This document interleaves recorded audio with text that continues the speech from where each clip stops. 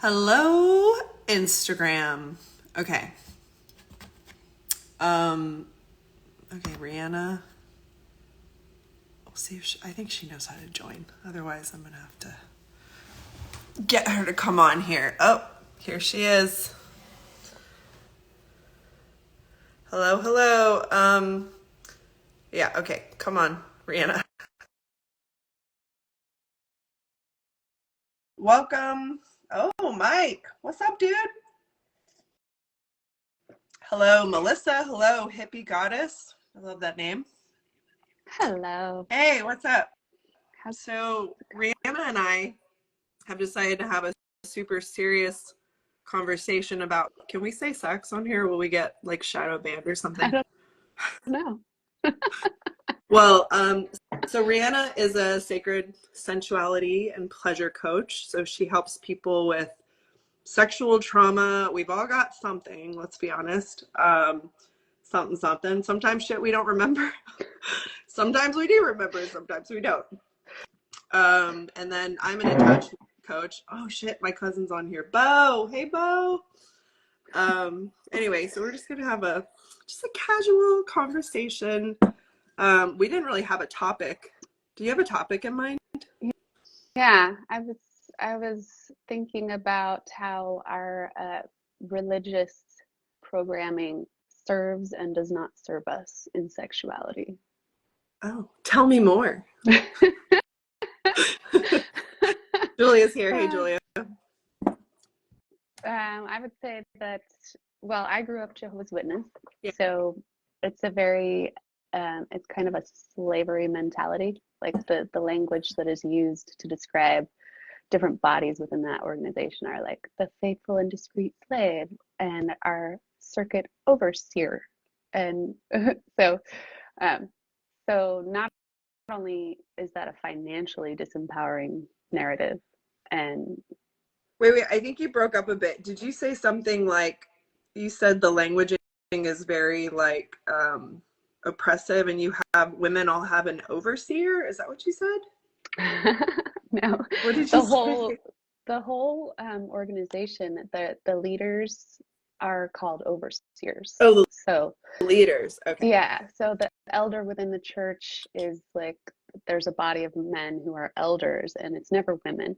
And then above the elders would be these overseers. Okay. And so, yeah, so that kind of is a pretty disempowering narrative and way of speaking about ourselves. Yeah. And so, um, Because women also, can't supervise themselves. That's silly. I know, right?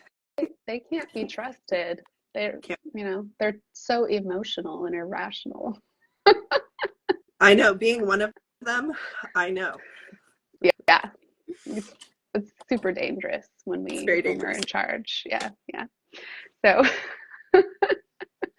um, so yeah, our I think our sexuality around I think conservative churches in general have pushed a narrative of abstinence and purity. Like women are considered dirty if Hmm. their number is too high, if they've had too many sexual partners. And I was recently unpacking that and like doing some breath work to kind of move that sort of energy out of my body, like feeling like if I have Yeah. a sexual partner that isn't um, I'm not getting married to, then I am now contaminated and Yeah. nobody will want me. Well, what do you think that energy that comes up in your body is like when you think about having like no container? Like marriage is kind of seen as a container. So it's like there's some things that are implicit inside of a marriage, which aren't even spoken about actually, which are like, we're only going to be having sex with each other. We're going to be like loyal and faithful. I know like what your sexual desires are. We're safe. We're in this together. We're going to be together forever. It's going to be a great fairy tale. And then if that thing, if that marriage ends, and then you find yourself without a container and like doing everything right. Like let's say you know, you happen to be married and your intentions were like, I'm gonna be married forever. This is my person forever. I've got this on lockdown, sweet. But then, you know, life doesn't always go that way. And then you find yourself, you're not married, but you did all that, been there, done that. And you're like, well, I kind of want to have sex. And I want to have sex without feeling shame. And yet now all these feelings are coming up when I'm thinking about, you know, hooking up with someone. And I'm like, oh my God, I'm a whore. I'm a whore. Oh no, right? Yeah. But I'm just curious for you, like, what in your exploration, like, what are some of these feelings that come up? Yeah. So I had uh, the feeling of being contaminated, the feeling of being a whore, um, the feeling that if I'm not partnered with a man, then I am not safe and I'm not held. And then I noticed feelings of seeing myself as property and Tell me noticing more that, about the yeah, property piece. well, I think only in the last 50 to 70 years, women have been allowed to have their own bank account. So couldn't own property, so they they had to either be married or living with their parents to survive. So the men were financial providers, and then, you know, in World War II, the women entered the workforce because so many of the men were overseas fighting. And so while women were beginning to earn an income, it doesn't mean that the feeling of them being property or owned by their husband, not having equal rights, had left them. Just going to work doesn't mean that all of a sudden now I feel totally empowered. So it sounds like what you're saying is, even though we've had all these like swift changes in these like recent generations, that it's still like ingrained in our DNA or in our bodies, like that we can't just go and be free this way. And of course, like, I think that there are so many different like layers and levels to this. Like, people are afraid, if they're more open, like with their sexuality, like around getting STDs, like, oh my God, I'm gonna get an STD. So it's like, that's one thing that definitely needs to be spoken about and addressed, like between consenting adults. Um, for me personally, I consider myself more of like what people call like a demisexual, I guess, where I feel like I definitely need an emotional connection. Otherwise, like, I don't want anyone near me. But I also think that probably comes from some of my earlier teen stuff where I had a lot of different guys just like trying to touch me and grab me, and I was in some very scary, like unsafe situations. So sometimes it's like, naturally I'm just like, I'm keeping people more at an arm's length instead of like diving in. But I think that those fears or feelings in the body, like, so often they're subtle and they're kind of like static, or just like kind of whispers under there, like, STDs, like my number's gonna go up, I'm gonna be viewed as a slut, oh, what if I have too much fun? And then I, like, you know, when they say like Pringles, once you pop you can't stop, and now I'm just gonna fuck everyone. And so it's Right. just like all these different fears that are layered in there, that if we don't investigate them individually and bring them up and put a name to those fears, then they become like these roving monsters. And instead of investigating it, we just feel the fear and anxiety. We're like, no, no, I can't do that. I'm not going to do that. Which is sometimes, I think, how I feel around dating sometimes, where just myself, like, I'm always watching myself. Of course, I'm watching others too. But it's just like noticing those things in me, when I'm making connections, and it's like, yeah, what's going on here? Like, what's some of the programming and things that I'm personally like looking at and working on? Yeah, and not projecting that on the other person who's in this dynamic with you is just this very interesting, because allowing the story to come up and allowing the thoughts to come up and being the observer of those stories and thoughts and saying, oh my goodness, this has been here before in all of the other relationships I've had. Perhaps it is me who is the common denominator, me and my beliefs, not this person is doing this thing to me, and Right. I'm having this frightening experience. Right. So it's Yeah, but before we get to that point, it's usually like, wait a second, this dude cheated, this dude cheated, this person's a cheater, all my friends, guys, they're cheating on them too.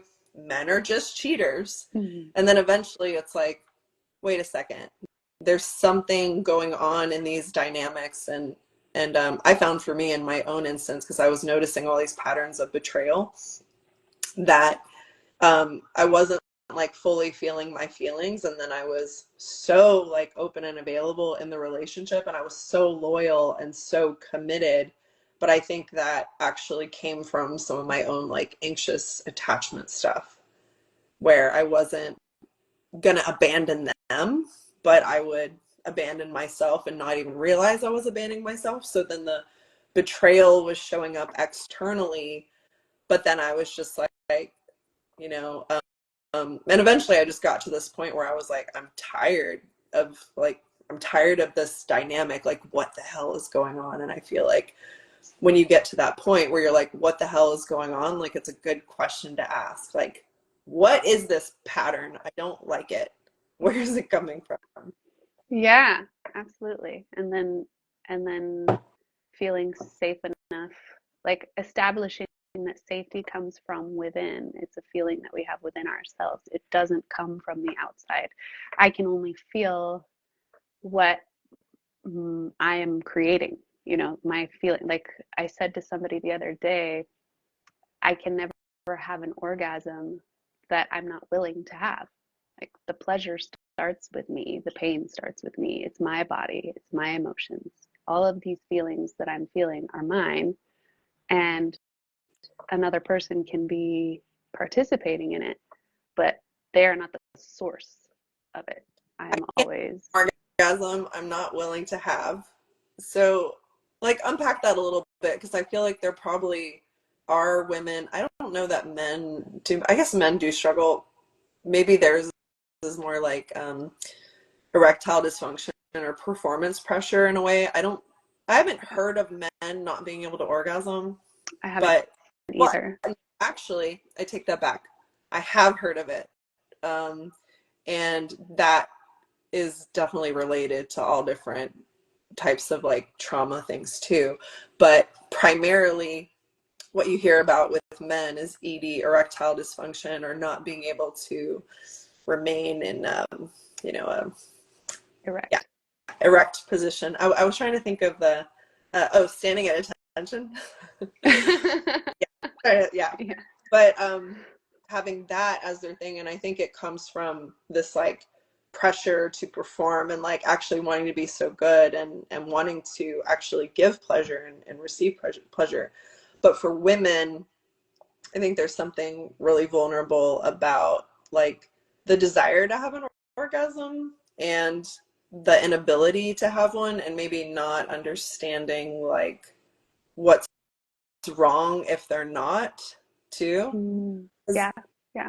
Like, because I've had a couple friends where I just always assumed that like most women were could do that pretty easily.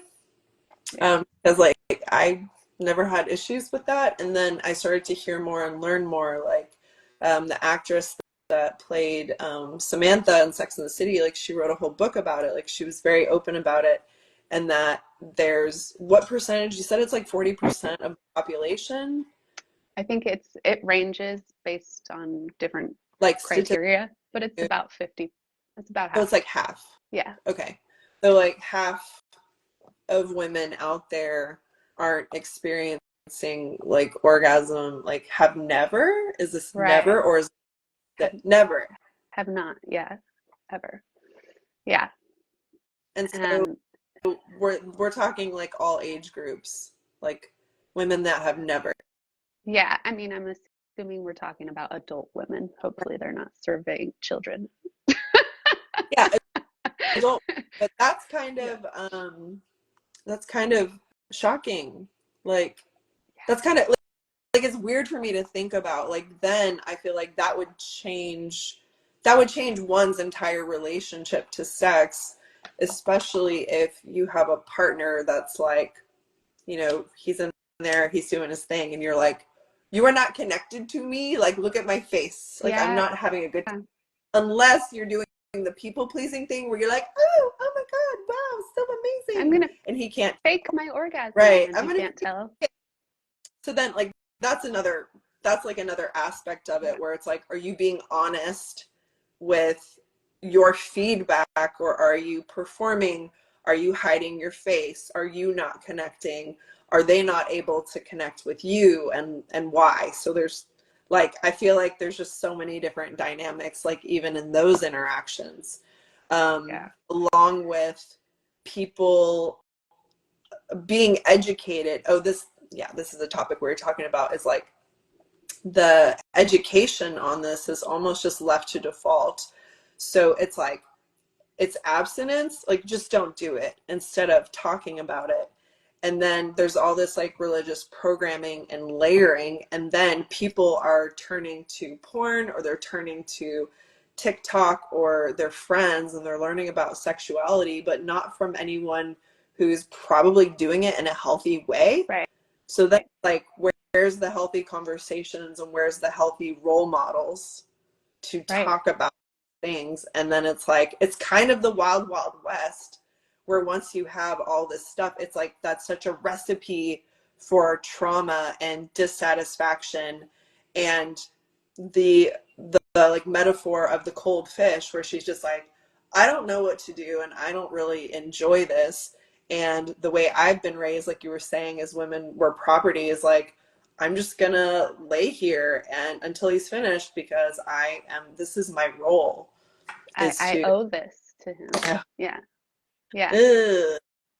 Yeah. And if I don't do it, then he's gonna leave me, and then I'm left out there in the world by myself, and we're conditioned to believe that we're not safe if we're not partnered with a man. So um to actually orgasm requires being seen and heard.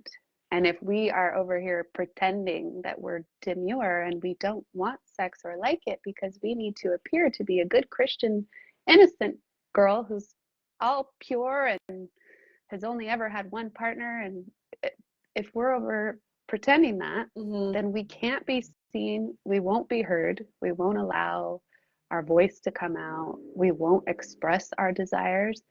So we assume that this marriage is going to meet our needs sexually, and we've never had a conversation with our partner most of the time.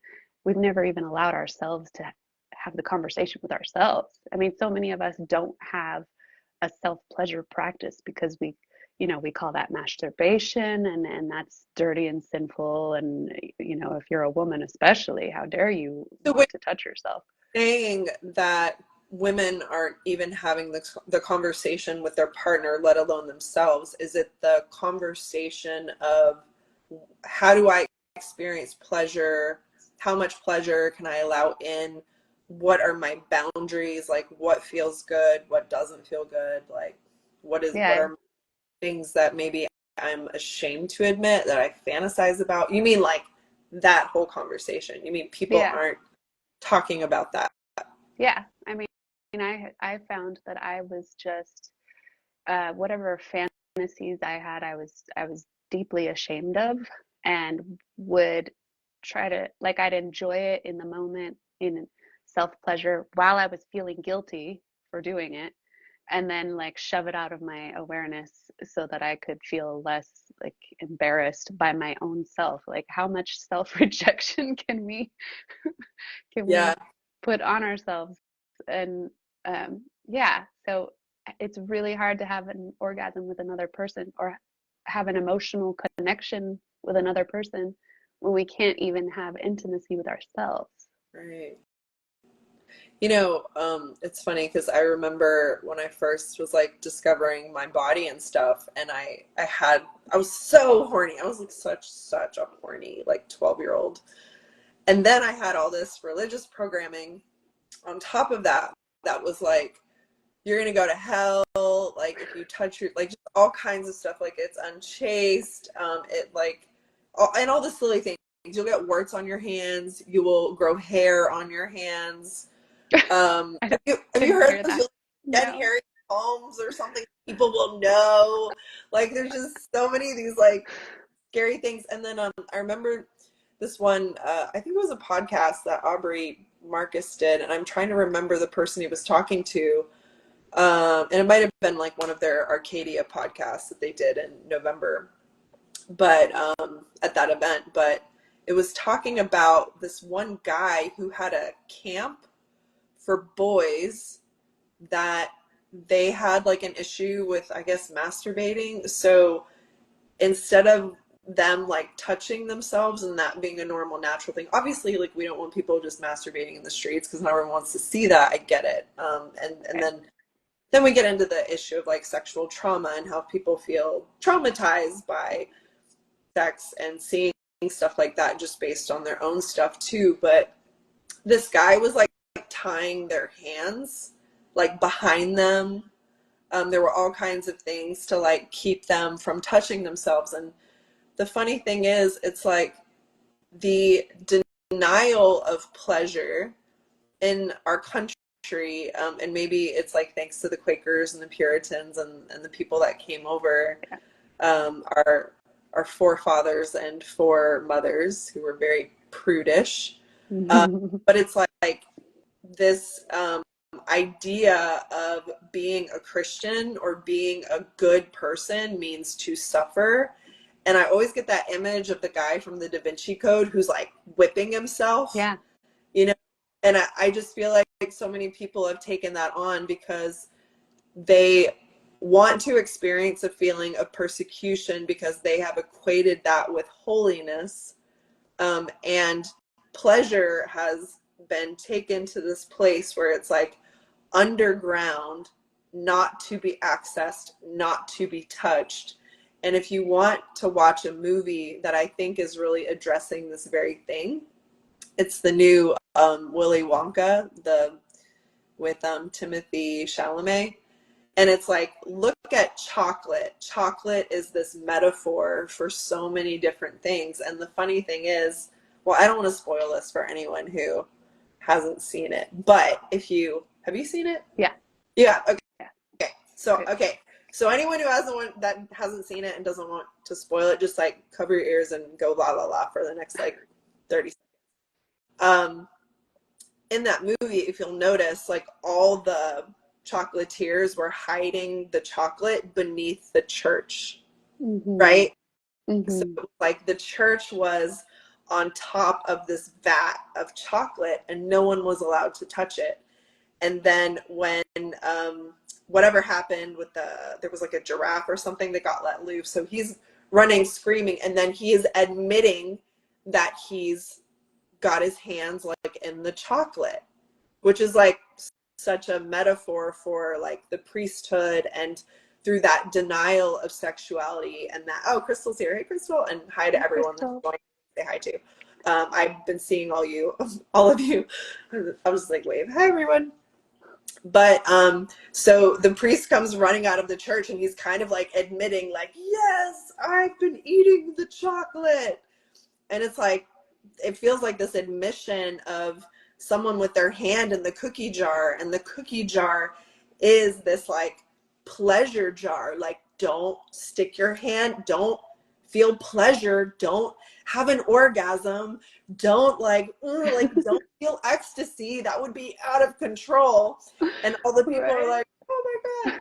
But then at the end, like when everything's resolved, it's like the fountain is now in the town square and it is spewing chocolate and everyone can have it. So it's like, I just feel like that metaphor in that movie, like all the metaphors are tapping into pleasure and indulgence and like what that is when it's not hoarded, it's not shamed, it's not secreted and secret compartmentalized away. When people can access it readily and speak about it, it doesn't have to turn into all these different distortions. It doesn't have to be attached to shame. It doesn't have to be surrounded by trauma. But when we're not having the conversations and there's no consciousness around it, the default is people are traumatized by it.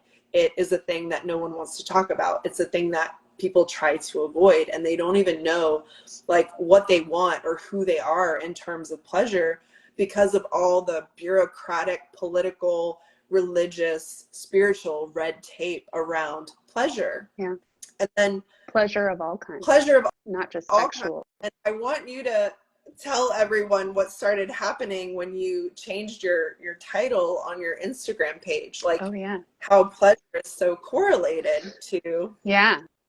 I changed my title to pleasure coach, and I immediately started getting direct messages with dick pics. And I was like, okay, wow. Thank you for that. But that's not exactly what I mean. And then I would get some messages that were like, do you do phone sex? Do you do that? And I was like, wow. So we think that pleasure is, and a woman speaking about pleasure in particular, is just straight up prostitution. We're just going straight there. That's Yeah. It's like OnlyFans time. But here's the thing, like, because we are talking about sex and pleasure together, like, a bit interchangeably too. So there's clearly stuff there that's like so interconnected and interrelated, that sex is pleasure or can be incredibly pleasureful. But where would you say, I mean, obviously not all pleasure is sexual, but where would you say, like, how would you separate that in what you work with people and like what you're teaching and what you're exploring, like on your own journey? How do you separate those things? I think the key is to not separate anything, because they're not separate. Our Okay. our our eros, our creative energy, our spirit is being experienced through this body, and this body is designed with nerve endings to enjoy touch and to enjoy pleasure and to enjoy taste and to enjoy sound and smells. And if you've ever taken a quiz on your erotic blueprint, I think you can Google that.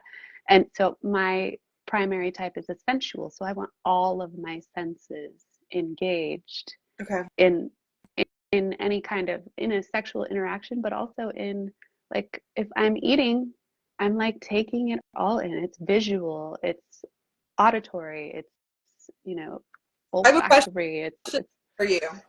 If sensuality is one of your languages, have you ever like eaten a mango with your bare hands and gotten it like with you in the shower and just let it like just smeared it on your face, just let the juice run down? Have you ever had a I mango haven't. moment? No. You I'll might be try open that. to this. Well, but here's the thing, like, this is what I was trying to say.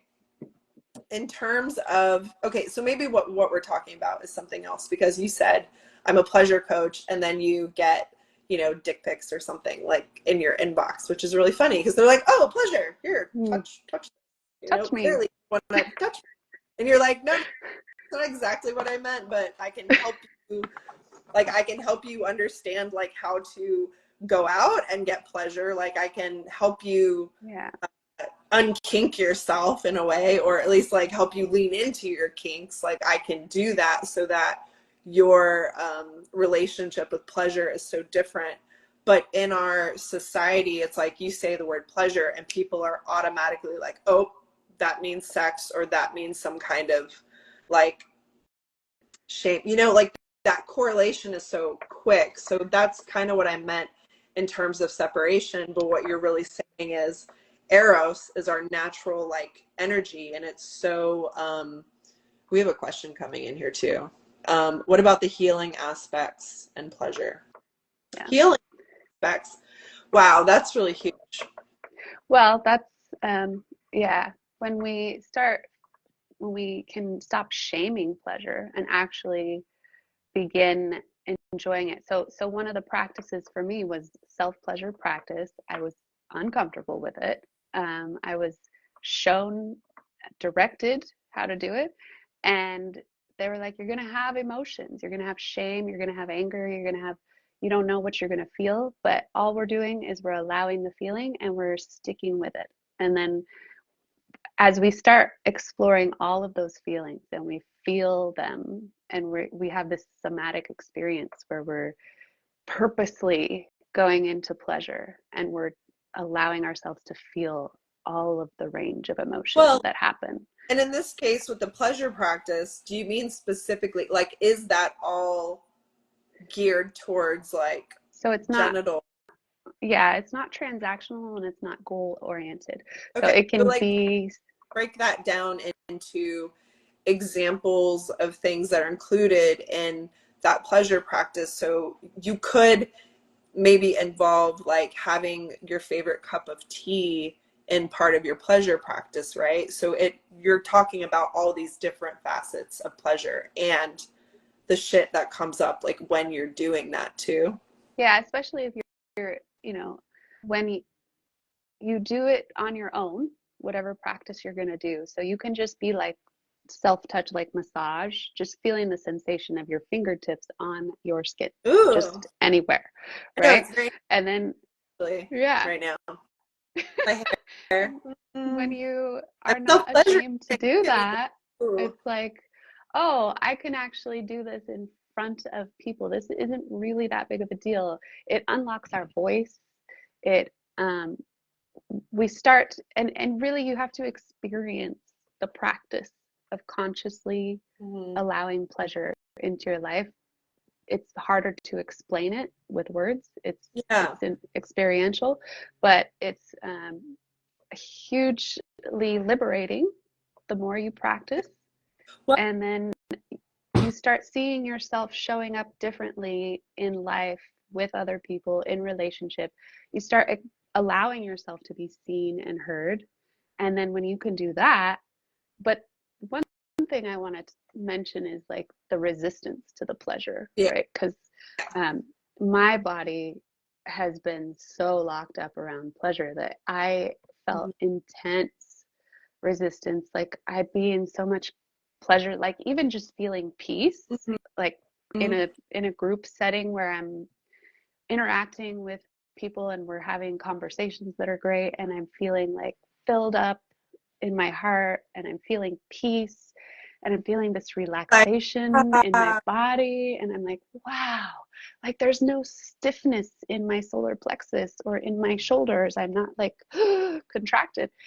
And then my body would be like, yeah, danger, contract, like go back into it. yeah, This stop is being this is so bad. open. Yeah. And so Right. then it's a play on feeling the resistance, noticing it, and consciously relaxing again into it. And just it just becomes, because we have muscle memory, Hmm. it's going to keep happening. It doesn't happen forever, but Right. we start to spend more time in that relaxation and that pleasure, and more time feeling seen and heard and loved, and being in community and feeling safe within our own bodies. And we spend less and less time Yeah. in that contraction and that fear and that scarcity.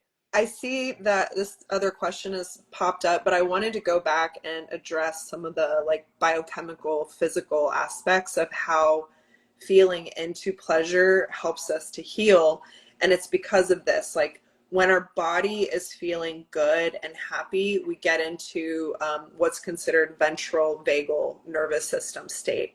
So that's like your body's relaxed, open, our blood vessels are open, things are flowing, we're more in our prefrontal cortex, we're able to fully sense things, and like we are consciously aware of our bodies, we're in the present moment, we feel safe. So then naturally the human body like opens like a flower and we're just in the present moment, we're receiving life, and we've got our nutrients are easily flowing to the right places because we don't have this closure and constriction we're pumping vasopressin, connection hormones like oxytocin, dopamine, serotonin, like our pupils are dilating and opening. And that happens when we're looking at, and this goes into answering the question too, when we're looking at things that we find pleasure in or people that we're attracted to, when we are in love and looking at things we love, we open up.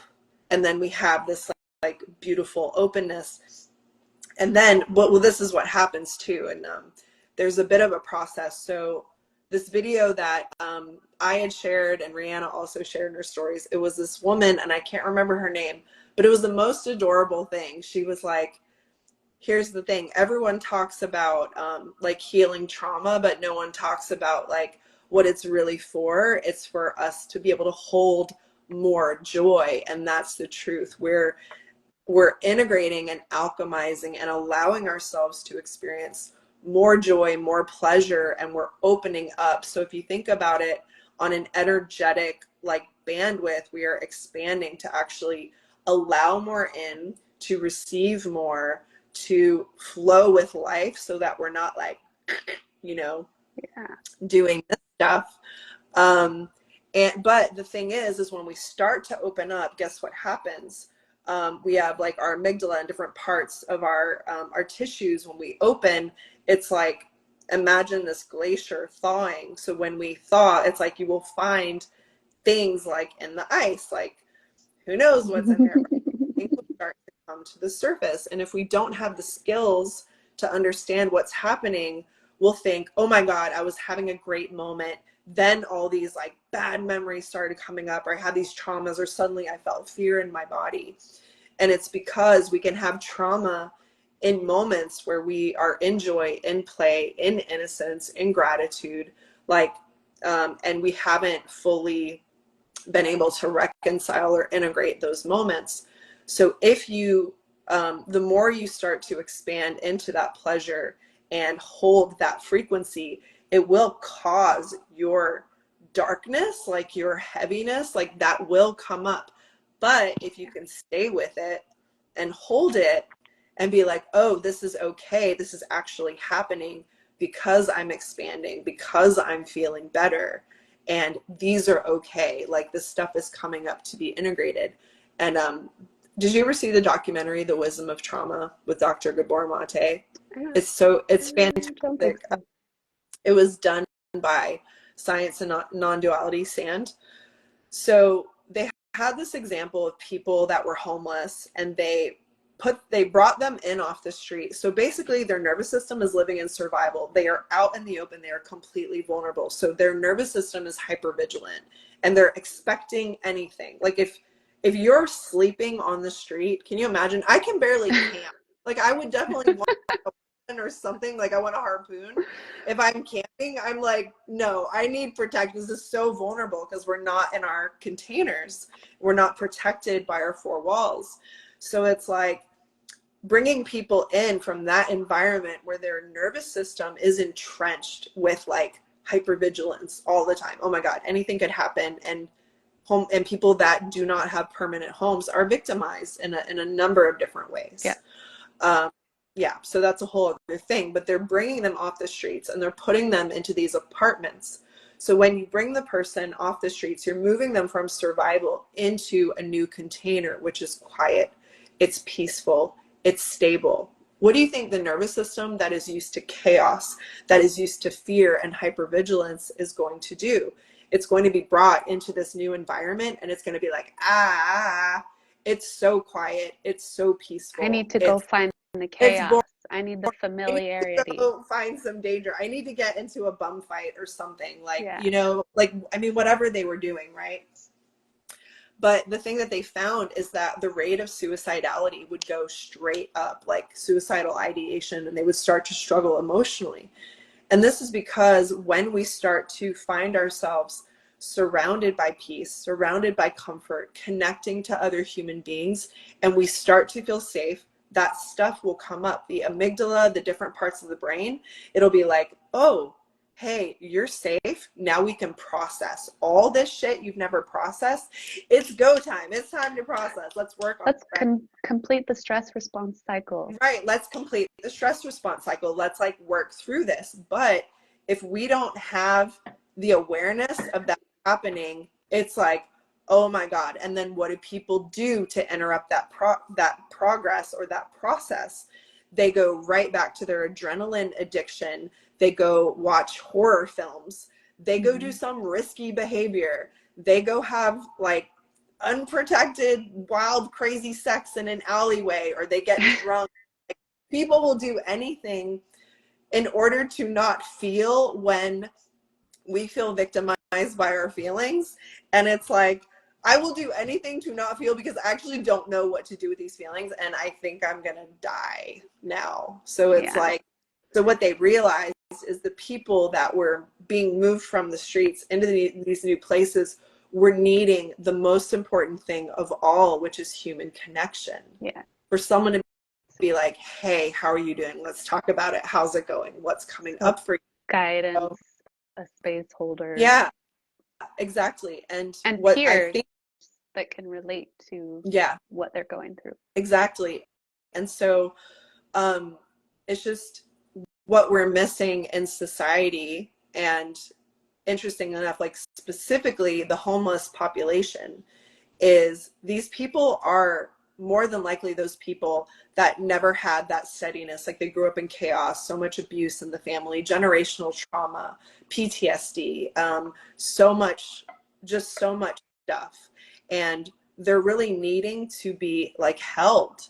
They need to receive like so much love and so much tenderness and so much compassion, but they don't And have a, their feelings need to be validated instead yeah, of yeah, shamed or told, "Oh, you're being really extra right now. Why are you overreacting like this?" yeah. That's never helpful. Yeah.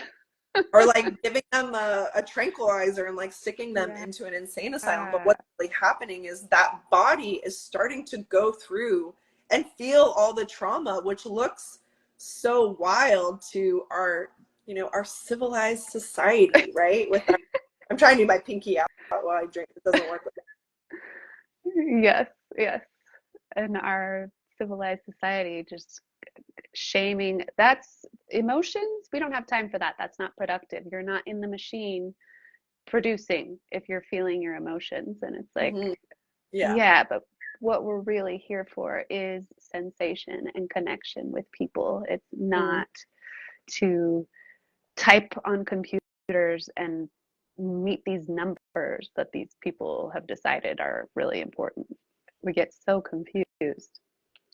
Yeah, because it's not ever really been about desires, and that feminine has been shamed as some irrational, illogical. But what we need is the pleasure. We need the desire. We need that connection. We need that tenderness. We need that compassion.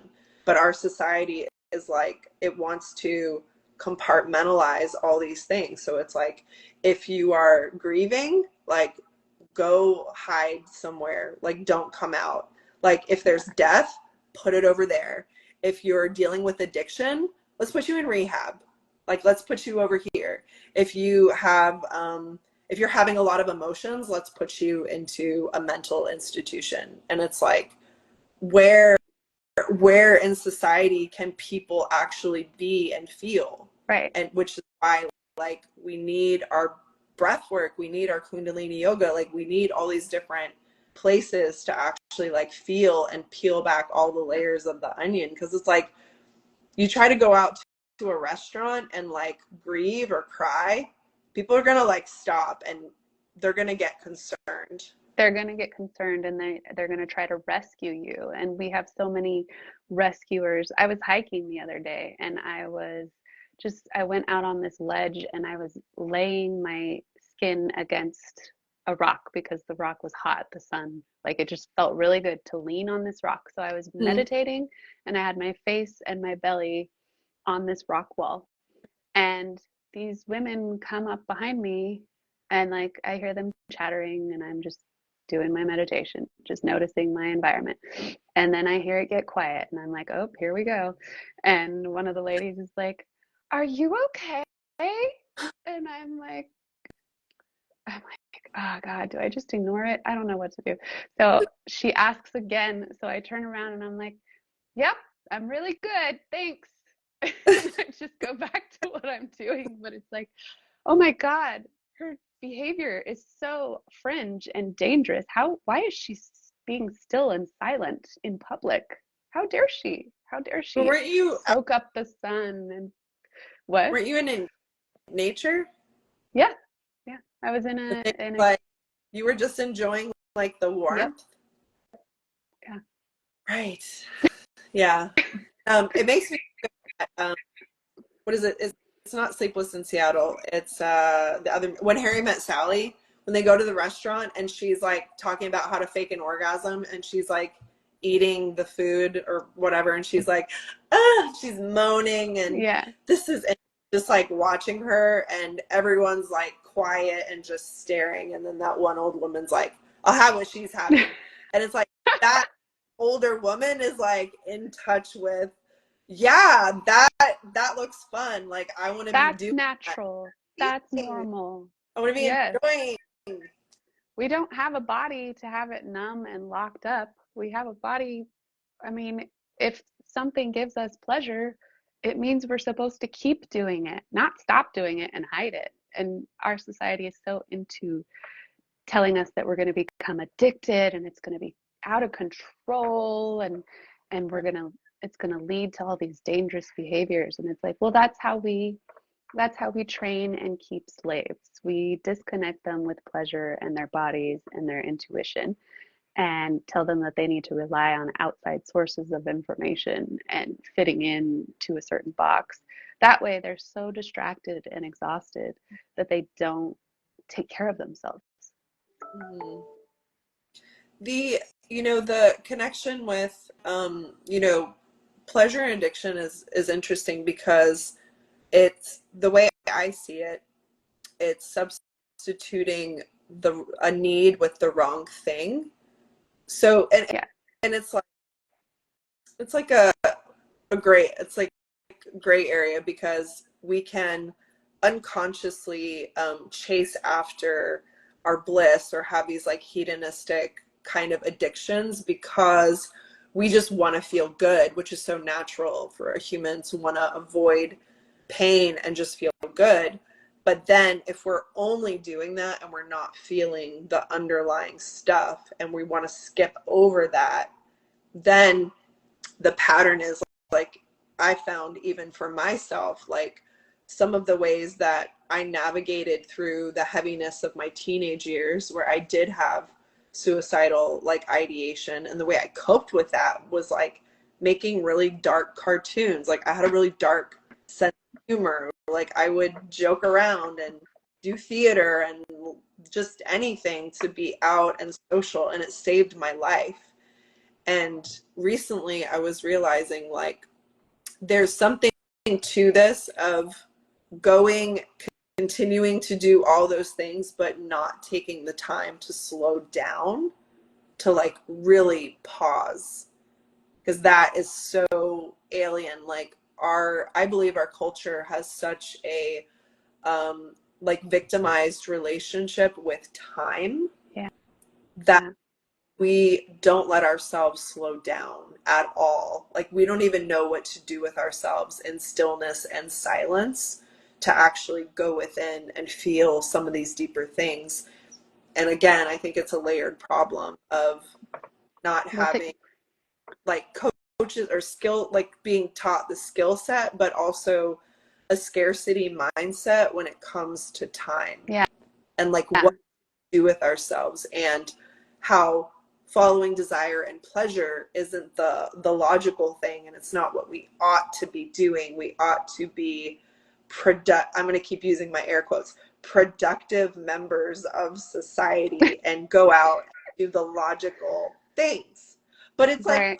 it's like backwards though. Yeah. Well, I mean, look at us when we have a moment alone and in silence.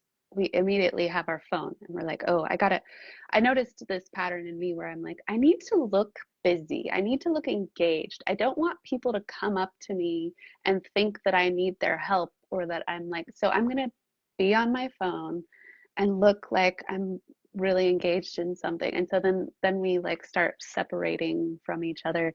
Like people used to have conversations sitting in the airport just waiting for flights. People used to actually talk to each other and connect. And now Mhm. we're just like, nah, it's so much easier to just scroll and get that dopamine hit. And because I don't want to feel with the discomfort of what if this person says something that triggers me, or what if, the unknown, just the What if feeling of unknown. you're Yeah. And that discomfort, feeling that discomfort is like, it's part of the whole sensory experience. We don't have to be afraid of it. It's okay to be uncomfortable and to like, one of my practices is when I feel shame come up, not chasing that heat that rushes through my body away. Just being like, oh, there's that heat. uh, Wow. Okay.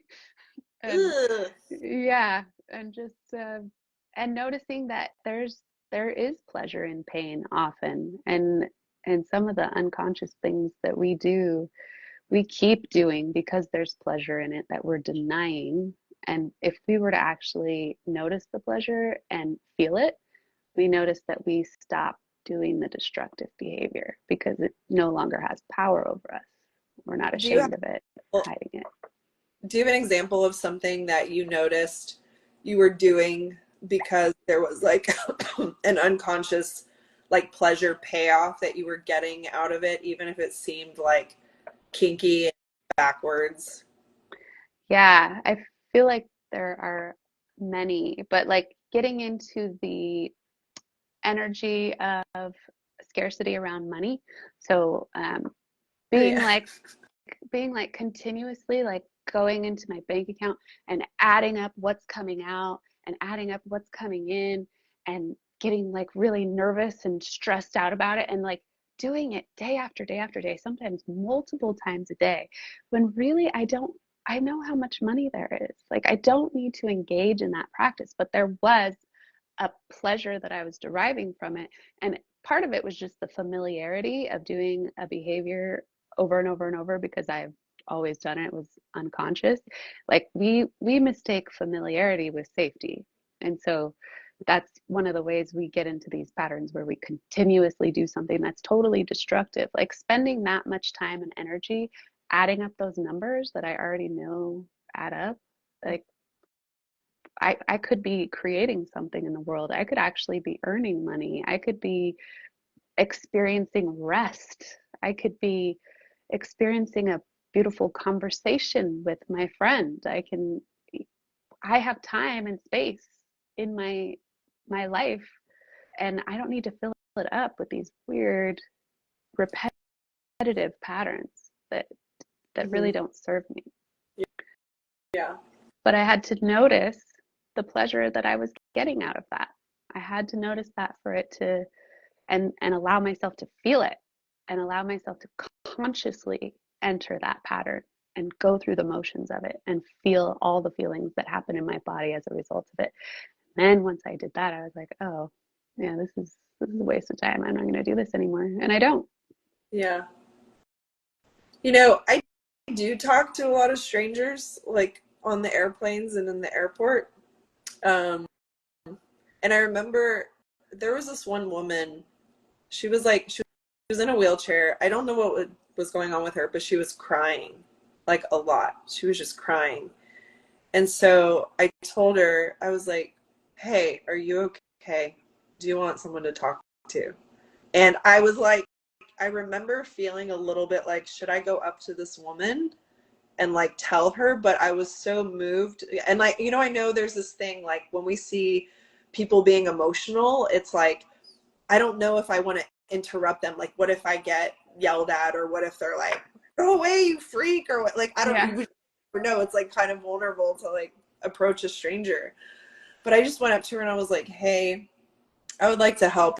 in some way if I can. And you know, I offered, and she was like, no, I'm okay. But and I said, well, if it's okay with you, I'd like to go get you some like tissues or napkins for you. And she was like, that would be great. So then I just went around the corner and I got a bunch of napkins and I brought them back and I was like, here you go.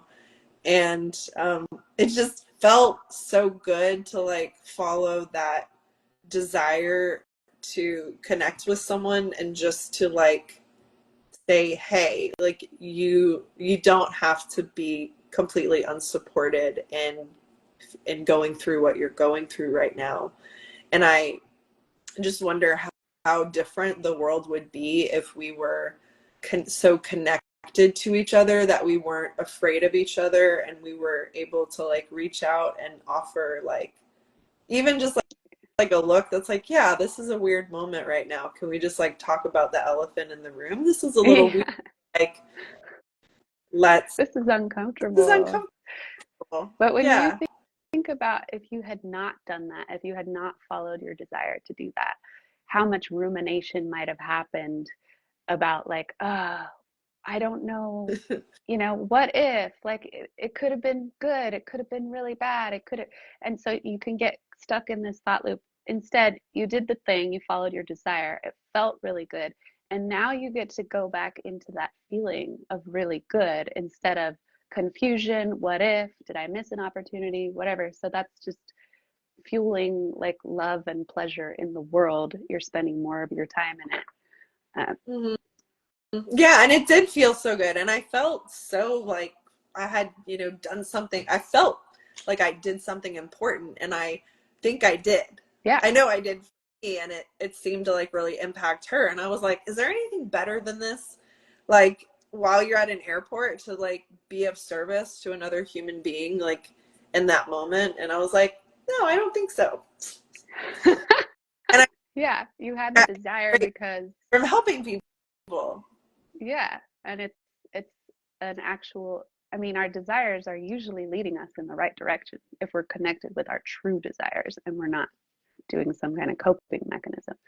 But Mhm. the only way we can connect with those real desires is to feel all those uncomfortable feelings and I love what you said about not feeling victimized by our own emotions. Like maybe explain that a little bit because I think Oh, you said not feeling victimized by our emotions. yeah, It's yeah, kind of like when uh yeah, I've been through this process many having like feeling lots of like I don't know how many human design nerds are here, but I have a completely open emotional center, which is like just a completely open like solar plexus. And I feel like everybody's stuff. Like I feel everything in the room, whether it's mine, whether it's not. And I used to not be able to tell the difference at all. And so when I was younger, I was just responding to all of these overwhelming emotions and I was like amplifying them, I was projecting them. So that showed up as like tantrums. I was super sensitive. I was like hyper vigilant and always checking in like with my parents. Like I knew how everyone was feeling. And so I was always like checking in with, you know, everyone. yeah, And that just became like a natural thing. But when it came to me and having my own feelings about whatever was going on in life, I was actually like punished or abandoned. Like I wasn't allowed to have tantrums. Like go in your room. You can't do that here. If I was upset, like I couldn't be upset with my parents. I couldn't. If it was something they did that upset me, like was there a chance of me getting support? Like no, not at all. right. And so it led to this relationship with my emotions where I didn't want to feel them because I had no support and I was just like stuck in them and they felt overwhelming and awful. And then on top of that, I would feel shame or rejection or I would get attacked or it would just be any number of when I feel all this bad stuff happens. So now I don't want to feel and then and that creates like a victimized relationship with emotions where when I feel then bad things happen to me like I'm not supported, I'm alone, I'm ashamed, I'm all these. So that can translate into adulthood. So if we never had anyone hold space for us or hold space for our feelings, like how are we going to do that for ourselves? And then it's like this natural kind of adversarial relationship gets set up with the emotions where my feelings can feel like this roving monster. Like I don't know like when I'm going to get triggered next or when I'm going to have my next depressive low, or I don't know when, like if I meet someone and I go on a date, am I going to get overwhelmed by anxiousness? Or if I start to feel my feelings, am I just going to keep feeling and I'll never stop? Am I going to go crazy if I feel my feelings? Mm-hmm. What'll happen to me if? Yeah. So then emotions become like the trigger. The second you start feeling anything negative, it's like, oh my God, what's wrong? What's going to happen? And it can feel like this downward spiral of slipping and you have nothing to hold on to because it's like, oh my God, I need to self-regulate. Like I need to be better right now. I need to fix this. I need to fix these feelings right now, because if I don't fix these feelings right now, something really bad is going to happen to me. Mm-hmm. So then in that relationship, like we are powerless to our feelings and they run us and they happen and then we have no control whatsoever. And then in relationships, like if triggers are happening, we're just reacting, but there's no like consciousness, there's no like adult, actual empowered adult in the room to say, oh my God, you're having feelings. Wow, that's okay. Yeah. Angry, that's okay. That's Just okay. don't stab anyone, like, Right. right? But like having anger, like having the emotions, great. Acting on those emotions, not so good, but having them, wonderful. Feeling depressed, okay. Feeling anxious, super. Feeling whatever, all fine, all welcome, all good, all part of this human experience. Your emotions Mm-hmm. don't threaten me. We are both safe with emotions. Um, but we don't always get that in our upbringing, and then we have to learn that whole process. And I mean, this is like the basis of so much work that I do, because people are coming to me with their attachment stuff where they're like, I'm so anxious in relationship, I'm so terrified, I can't even access my satisfaction or pleasure because I'm so fucking paranoid about my partner leaving or cheating, or like if there's too much space or too much distance and I don't hear from him, all my chorusum parts come up. And now I'm like, you know, we were joking about this the other day, but it's not a joke. It's like, this is what the brain does. It's like, Yes. he's dead in a ditch. He's cheating. He's found someone else better than me.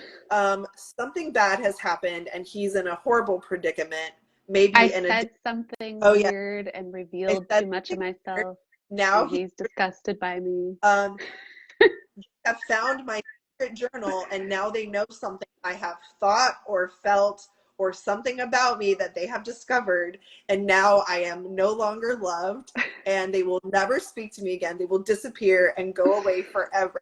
And it's just Yeah. like so many different permutations of this that the end is like they're gone forever and now I'm alone and now I will die alone because no one is here.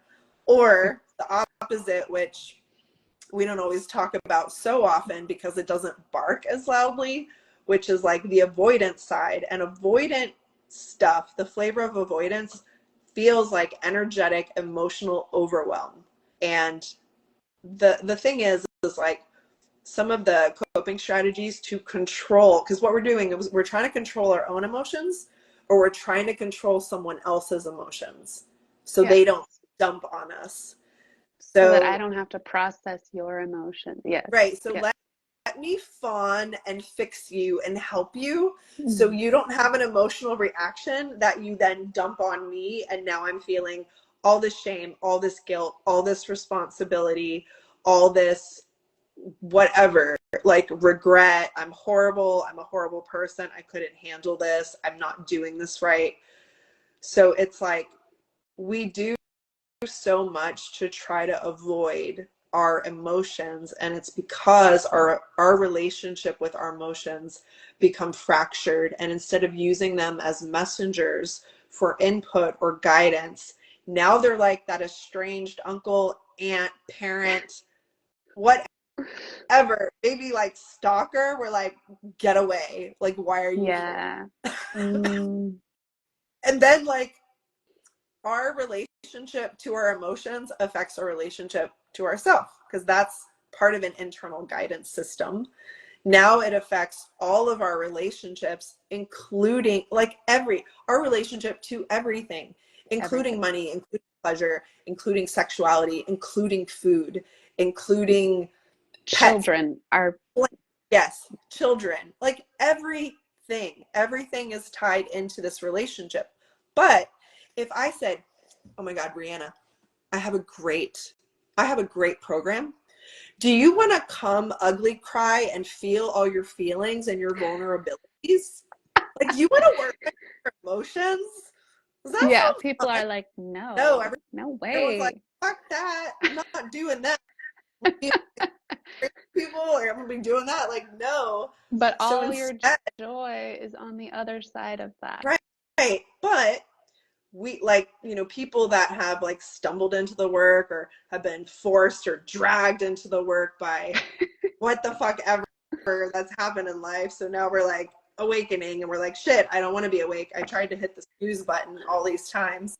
Now we find ourselves in this place where we're like, we know that it's definitely like the only way out is through. You have to go through the tunnel. You have to actually feel the darkness and the shit in order to alchemize Yeah. it. Like, Yeah. if we don't do something with that and turn towards it and work with it, that those sandbags are going to hold down our fucking hot air balloon of love and joy and expression and purpose and career and whatever we want to manifest. But it's not even like just cutting off the sandbags. It's like pouring them out and sticking our fingers in there and maybe like digging, Yeah. rolling around in it, which, we don't always want to do because, I'll be really honest. Sometimes those heavy feelings, they're gnarly. Like, Hmm.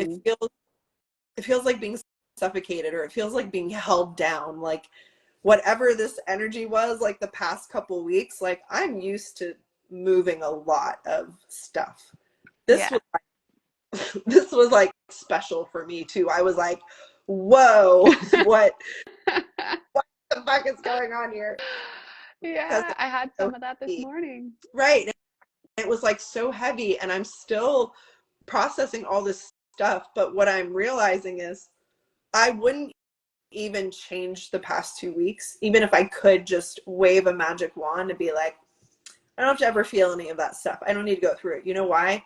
Because in going through it and feeling and experiencing it, I have gained so much insight and so much powerful wisdom that Yes. I don't even know, like, the amount of money, even if I could put a value on it. Like, if I were to be like, hey, I'm having a problem, I want to go to a coach, I want to get this answer, I want someone to help me, I don't even know what price tag I could put on the amount of wisdom that I've gained from that. And based on my ability to move through that and work through that and alchemize it, I know that it helps my expansion. It increases my bandwidth for joy and human connection and pleasure. And it increases my bandwidth to be able to go into the depths and darkness, not just with myself, but with other people. And to say, guess what? Like, we're okay. We're not even, just okay. We're going to survive. Like, we're going to thrive in this. Yeah. Like, we can Yeah. ass in the shadows, and then we can go party. Like, we can do both things. Yeah. Yes. That's the really beautiful thing about having a coach or a guide, because that person has usually run the gauntlet of all of those emotions, seen their own shadows deeply. So your shadows are not going to scare us. Like there's we all know that we're all going to be okay. I have to go pick up my kids from school, Yeah. but this is really fun. do it again next It was. week. It was. Thank you for. I was just like talking so much. I guess I got excited and felt inspired. The thing I'm gonna say, like about like the guide or the coach is like obviously you and I are where we are because of like all of the mentors that we've had. And if I feel like I should do this at some point because I have it like on my programs when I talk about like some of my mentors, and I've worked with so many people. It's like kind of embarrassing, like the amount of programs, books, the amount of things I've like read and done, and like life experience I've had. But I thought I should just do, you know how Star Wars has like the credits and it's like Yeah. scrolling.